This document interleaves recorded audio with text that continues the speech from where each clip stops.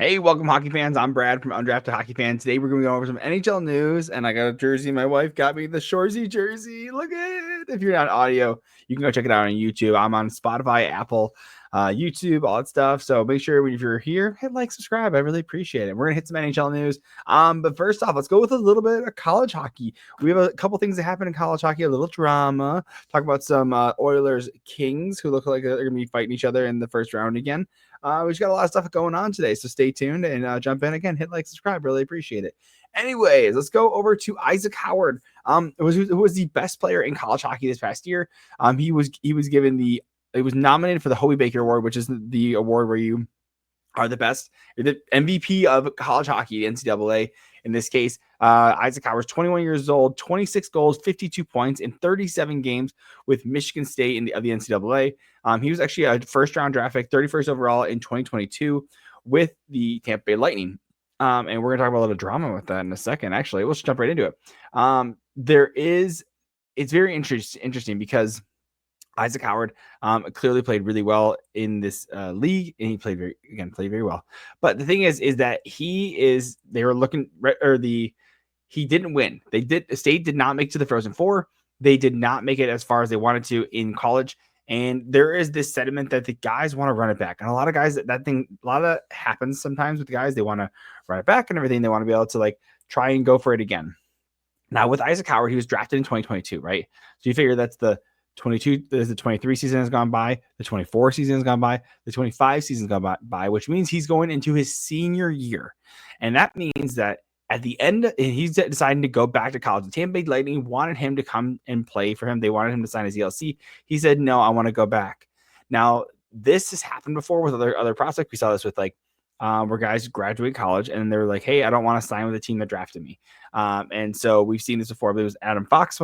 Adam Fox didn't want to sign with Calgary, I believe, at the time. He wanted to be a New York Ranger. He got traded to Carolina. Still didn't want to sign there. Still ended up signing with the New York Rangers. We saw that was Zach Hyman, I believe, as well. Didn't want to sign with the Florida Panthers. He got traded to the Toronto Maple Leafs, signed with them.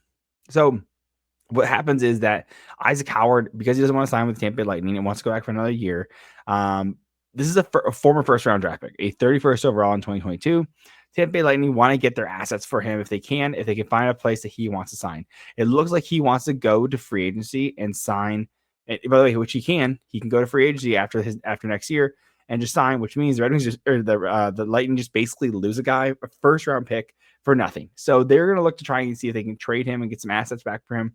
I think he's a highly desirable player. Again, wins the Hobey Baker. A couple of people have won the Hobey Baker before. We've seen Macklin Celebrini. We saw Johnny Gaudreau. Like, there's been a lot of really good players that have won the Hobey Baker. I believe, does Zach Hyman as well? I can't remember that one either. But either way, there is the quote from Issac Howard on contract talks with the Lightning. He says, I guess we didn't see eye to eye the same way that I thought we would, which is interesting.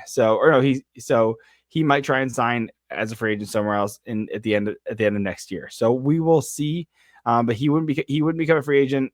He is set to become a free agent if he isn't signed by August 15th, 2026. So I imagine he gets traded somewhere, because by August 16th, I mean, that's a really long time. I think they're just going to be looking to trade him and get some value out for him, because the Lightning are trying to win now. So moving on to the, again, sticking with college hockey, and this is one of my last things about college hockey as well.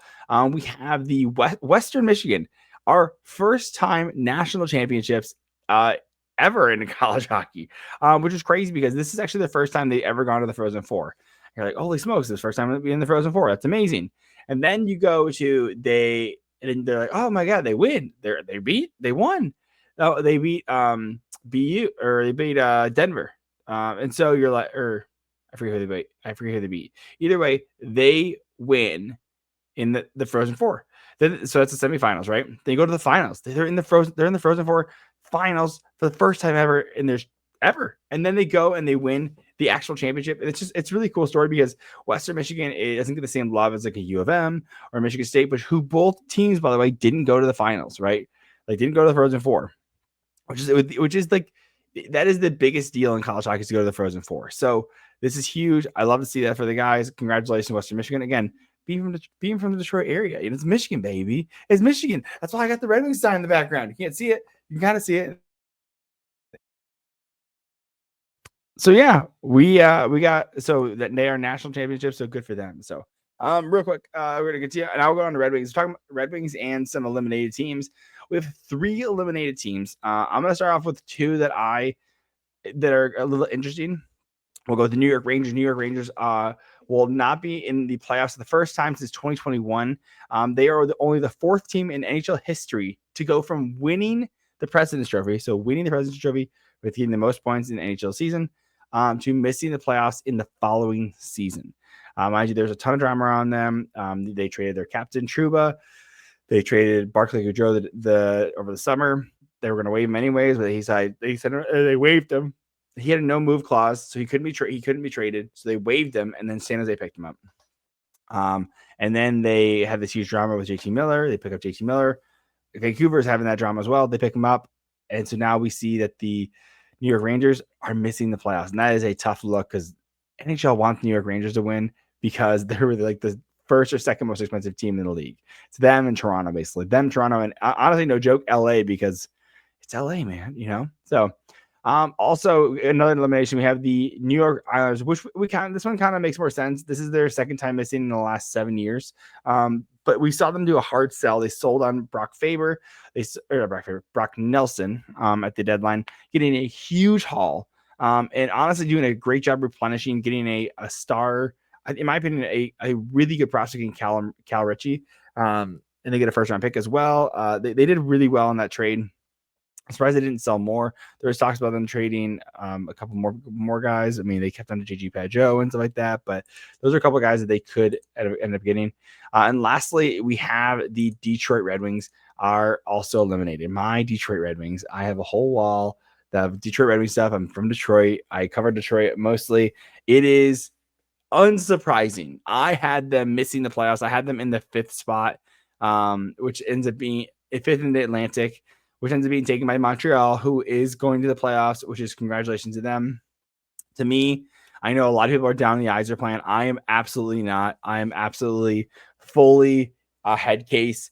If you consider, so to me, I know people think the rebuild started when they missed the playoffs in 2016 or in 2017 because they went in 2016. So 9 years, second longest active drought of missing the playoffs. To me, you had 2 years of Ken Holland, didn't do it, didn't leave him with anything. They draft Larkin in 2015, Rasmussen in 2016, Veleno in 2017. Like it's like they didn't have Cholowski and all these guys. Ken Holland left him with nothing but bad contracts. And Dylan Larkin, I love Dylan Larkin, big fan of him. But to me, when the real rebuild started in 2019, when Yzerman took over, Yzerman drafts Moritz Seider. Seider doesn't debut with the Red Wings until 2021, right? So you have 2 years. You draft a guy, you wait 2 years to even get him started. You had to move bad contracts, trade guys, and try and get some good value back. I'd argue he didn't because it was a lot of stuff. It's hard to come out of rebuild and tear it all down and get good. He drafts Moritz Seider, number 1 defenseman on the Red Wings. Lucas Raymond, looking like a star, probably going to hit upwards of 90 points, maybe depending on 90 for sure, 90 points in his career, maybe upwards of 100 if he's surrounded with the right guys. Makes the Alex DeBrincat trade. You draft Edmonton, you draft Kosa, you draft Nate Danielson, you draft Exley Pelika. Casper's looking like a monster this year. You have a sixth round pick in Elmer Soderblom coming up too. You have Amadeus Lombardi, a 4th round pick from 2021 as well. He's looking phenomenal. There is absolute hope. It is not a failure. And Yzerman, this is just getting started. Ken Holland has talked about how rebuilds, a full teardown, takes 8 to 10 years. Ladies and gentlemen, we are just getting out of a year 6. It is not over yet. This is, Yzerman is not without criticism. The Wallman trade, I am appalled by it. It's embarrassing. It's probably one of the worst trades, top 10 worst trades in NHL history, I would say. And especially because San Jose got a 1st round pick for him as well. But to me, it is not. We're not out of the woods. But to me, Yzerman has to be working hard to get some free agents this year. I think you're going to see the guys progress. I think similar to last year where they were down to the wire fighting. And mind you, they did a coaching change as well this year. The Red Wings, I believe, have the 13th best record in the league since hiring Todd McClellan, which means that 13th in the league is a playoff spot because 16 teams make it, right? 13th in the league is a playoff spot. So they're on a trajectory to make the playoffs.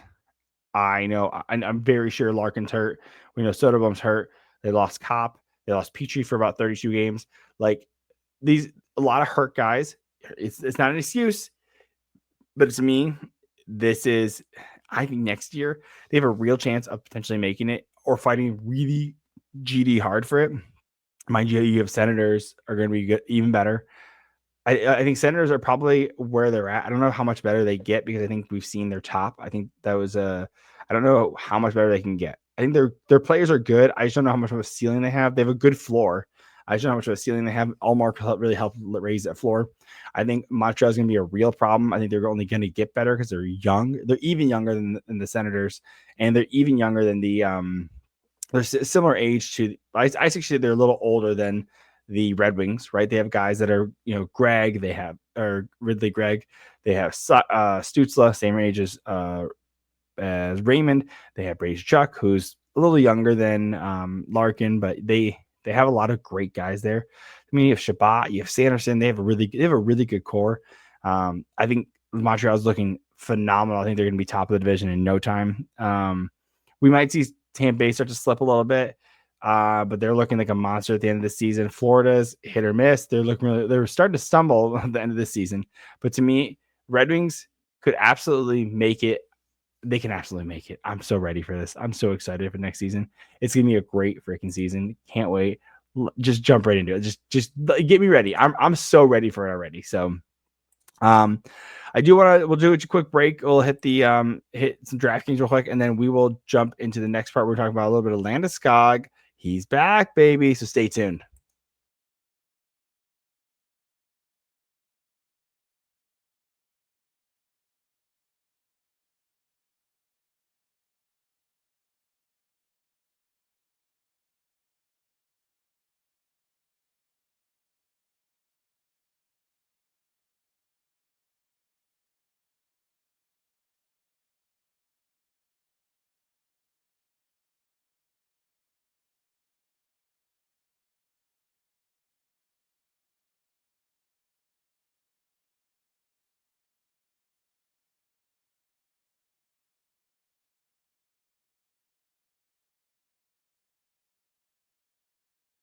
Gambling problem? Call 1-800-GAMBLER. In New York, call 877-8-HOPE-NY or text HOPE-NY 467-369. In Connecticut, help is available for problem gambling. Call 888-789-7777 or visit ccpg.org. Please play responsibly. On behalf of Boot Hill Casino and Resort in Kansas, 21 and over. Age and eligibility varies by jurisdiction. Void in Ontario. Bonus bets expire 168 hours after issuance. For additional terms and responsible gaming resources, see dkng.co/ice. And we are back, and we have Landeskog suiting up for the Colorado Eagles. It's his first time hitting the ice since 2022 in the Stanley Cup playoffs. Love to see that. It's been a crazy journey. The captain of the Colorado Avalanche getting back in the ice. It's a beautiful thing. We saw him get a little bit of scrap. He actually also scored a goal. He scored a goal in his debut back. I mean, that's phenomenal. It's so exciting, especially for a guy who's gone through so much of his journey, and it's just tough. It's tough, man. It's genuinely just tough. And I'm just excited to see him come back and everything, and it's going to be huge. So, again, Landy, so excited. He can do 3 games down in the AHL, but that's it. And then he's got to come back, and he's got to jump right in. He's gonna, oh my God, he's gonna come back, and it's gonna be so exciting. This is gonna be a great addition. It's one of the better additions, mind you. Look at what they did. Look at what Colorado did. They trade Rantanen, get Natchez and Drury. So they get a third line guy. They get a third line guy and a second line guy. Then they go and they trade for Brock Nelson and Charlie Coyle. Move off at Middlestad, and then you get back Landeskog. I mean, that is phenomenal. I don't know how Dallas ends up beating them, but it's going to be absolutely tough. It's going to be a banger. I'm so excited for it. So, moving into some more playoffs though. Edmonton Oilers have clinched their 6th straight playoff appearance. Now there is a couple of bad news. The Mattias Ekholm is looking like he may be missing the entire playoffs. So this is a really tough blow. He was crucial in the Stanley Cup Finals last year against Florida. It's one of the reasons that they went to the Game 7 is because of Mattias Ekholm. I thought it was one of the best trades that they had made, or Ken Holland had made for the Oilers, especially from like having Nashville and they retained like 4%. It was like $4,000 or something. It was something stupid like that. It was crazy. So, but I love that. I love that for the Oilers fans that they're in. But again, Mattias Ekholm is tough, and so we will see how they end up bouncing with that. So, Alec Martinez is retiring from professional hockey at the age of 37. He was formerly drafted 95th overall by the Los Angeles Kings in 2027. And by the way, he has 88 goals, 89 points. So not a huge point getter, but 862 games played in his NHL career. He played with the Los Angeles Kings in 2010. He played for 2010 to 2025 with the LA Kings, the Vegas Golden Knights, and the Blackhawks. He actually won 3 Stanley Cups. And looking at his HockeyDB page. By the way, he's from Rochester Hills, which is crazy because that's where I live, which is wild. I won't be living here for long. My wife and I are buying a house, but either way, it's pretty cool. So, and so we saw in 2011 he won with the LA Kings. He had he played 20 games in those playoffs, so only 3 points. And then he won again in 13-14 with the LA Kings. Played 26 games, 10 points in those playoffs. And then 2023, he won with the Vegas Golden Knights, playing 22 games that season. The guy's 3 Stanley Cups is no joke. The guy is very impressive. It is absolutely crazily impressive. So good for you, Alec Martinez. Welcome to the NHL PA alumni. It's phenomenal. So here is there's a couple, many guys have signed ELCs. There's a couple ones that I want to highlight because there's some that I'm very excited about. So we saw Zeev Buium sign his NHL contract. He's 19 years old, had 13 goals and 48 points in 41 games with the University of Denver this past season. He had 2 goals and 6 points through 7 games in the U20 national team for the World Juniors. One side note is while he was not developed in Israel, Buium is the first Israeli citizen to play in the NHL, as both his parents are Israeli. He was drafted 12th overall by the Minnesota Wild in the 2024 draft, which is kind of crazy because actually Zeev Buium was one of the guys that the Red Wings were looking up at drafting. There was rumors they tried to move up for Zeev Buium, and it's even crazier because they actually have if we go to I'm going to HockeyDB. There are 2 Buiums who are playing professional hockey. Zeev Buium, of course, is born in 2025, but his brother Shai Buium is a Red Wings draft pick. Was drafted in the 2nd round in 2020 or 2021. He's 6'3", 209 pounds. So he is he's playing with the Grand Rapids Griffins, 24 points in 65 games. And in college, he had 36 points in 43 games. Just to give you 36 points in 43 games, right? Just to give you a comparison. That going to Zeev Buium, he had 48 points in 41 games. So again, both are point producers. Against Shai Buium going in the 2nd round, Zeev going in the 1st. But again, this is one of the reasons Eisman was like, dude, like he saw the potential with the Buiums. And we're really hoping that actually I believe they won with Denver. I thought Denver had won. I guess maybe Denver had won a different year. But again, this is exciting for his brother Buium. It's good that he's in the Western Conference. Stay over there for Red Wings fans, please. But it is cool for him. I'm excited for him. He'll be wearing number 8 for the Wild. And lastly, or actually not lastly, we have a couple more things. The LA Kings and the Edmonton Oilers will be facing each other in round 1. It says the Can Los Angeles end their playoff series win drought spanning back to 2014. By the way, it is crazy that they have not beaten the LA Kings have not beaten the Oilers since in forever. I think they played 4 times in a row. I believe it is. It's honestly it's genuinely crazy to me.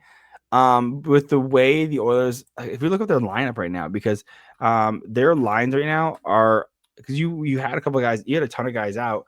with the Oilers. Again, it's the end of the season, so you're not getting everybody out right now. But like I know like Draisaitl's out currently right now. But it's interesting because the Oilers have the top line talent. I don't know about that, dude. I'm actually concerned. I'm actually gonna pull up Puckpedia because they have a little bit more details. But to me, it's a little concerning because of course you have McDavid, you have Draisaitl, but currently I'm looking at active injuries right now. John Klingberg, Alex Regula, Mattias Ekholm, Evander Kane, Leon Draisaitl, Jake Wallman, Nugent Hopkins, Zach Hyman, Trent Frederick. Holy smokes! Goodness gracious, this is a crazy amount of injuries right now that are day to day. And we look at some of the top talent. Like if you look at the lines breakdown right now, I'm a little concerned because of course you have McDavid again. That's your star talent. No big deal. But the depth on the Oilers is just not good enough, in my opinion. I mean, of course you have Connor McDavid put up 97 points, and on his wing, currently Jeff Skinner 28 points. Who, by the way, Jeff Skinner longest. I believe this is the case. Longest, most games played without a playoff game is Jeff Skinner. He's finally going to playoffs this year. Good for him. We have Connor Brown and Jeff Skinner. Woof, 28 points, 29 points, respectively. Billy Podkolzin, this is their second line. Is Podkolzin, Janmark, Arvidsson. 24 points, 18 points, 26 games. 26 points. What? Like, what are we doing? Third line, Corey Perry, Henrique, Derek Ryan. 27, 25, 5. Oof. Max Jones, Noah Phillip, Kasperi Kapanen, 1, 2, 13. Jesus, that's tough. Evan Bouchard, of course, playing really well. Darnell Nurse, 33 points. Brett Kulak, 24 points. Cool. But, and Calvin, and this is the biggest concern for the Oilers, is their goaltending. You have Stuart Skinner has an under 900 save percentage and 894 save percentage. That's tough. That's absolutely tough. His goal save expected is almost 4. Calvin Pickard is not any better. It's over 7. And again, do you want Calvin Pickard as your starting goalie? Like I don't know why. Like Oilers just made so many bad moves. They who they could really use right now? Philip Broberg. Like use some really back end scoring right there. Like who they could use in some depth forward? Dylan Holloway. Like you could have signed those guys those contracts instead of signing. Well, I guess they had already signed. They already signed like Jeff Skinner to a $1 million contract and Connor Brown to a $1 million contract. Like you didn't need like Victor Arvidsson. Like did you need to get him? Did you need to re-up him? No, he's 32 years old. Like, what are we doing here, guys? Like, I don't know. Like, think a little bit, please. Again, that's what happens when you pay a Connor McDavid 12.5. Absolutely worth it, by the way. Leon Draisaitl, you can pay him 14 next year. Absolutely worth it. Like a Darnell Nurse, 9.2.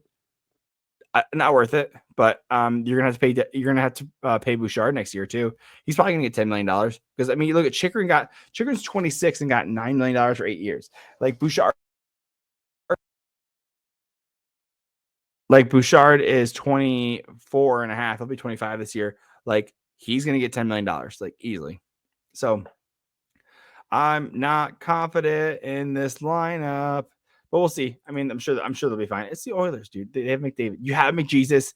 You have Leon Draisaitl. They'll power through it. We saw Leon Draisaitl put up like the most goals in the playoffs, and they were eliminated in the second round. Like he had like 24 goals or some shit like that. Like and then or 20 even in the third round, even the conference finals, and he had the most goals up until the last game of the Vegas Golden Knights win. Like it's crazy. It's crazy. So, the Tampa Bay Lightning, Alec Bjorkstrand is week to week ahead of the playoffs. The 30-year-old has 21 points, 46 games in 79 it's 46 points in 79 games.